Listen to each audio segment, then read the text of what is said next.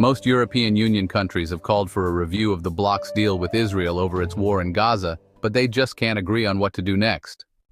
During a private lunch on Thursday, with phones banned, the 27 European Union leaders discussed an 8-page report detailing Israel's human rights violations. These include blocking humanitarian aid, military strikes on hospitals, and forcing Palestinians to leave their homes.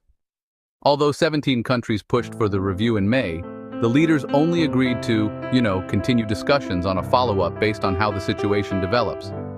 One diplomat said this was a good sign that the European Union is responding to the Palestinian crisis. It allows Kaja Kallas, the European Union's top diplomat, to engage with Israel and work with the European Commission to explore further actions if conditions do not improve. Some argue that cutting political and trade ties with Israel makes little sense now, especially after Israel's recent ceasefire with Iran. Others see this as a sign of Europe's weak response to the Middle East crisis. Deep divisions among member states mean most prefer to leave the next steps to Kallas. Some warn that any trade measures against Israel would need a qualified majority in the European Commission, which is, honestly, pretty hard to achieve. Spain's Prime Minister Pedro Sanchez said at a press conference that the EU should suspend the association agreement with Israel. He called this a necessary response to the humanitarian disaster in Palestine and said Europe has a moral duty to save lives in Gaza. Despite pressure from Spain, Ireland, and Slovenia, who urged the EU to condemn Israel's actions in Gaza, Thursday's Council conclusions were, cautious. Ireland's Taoiseach, Michael Martin, called the destruction and death of children incomprehensible and said the EU must take stronger humanitarian and political steps to pressure Israel to stop the war.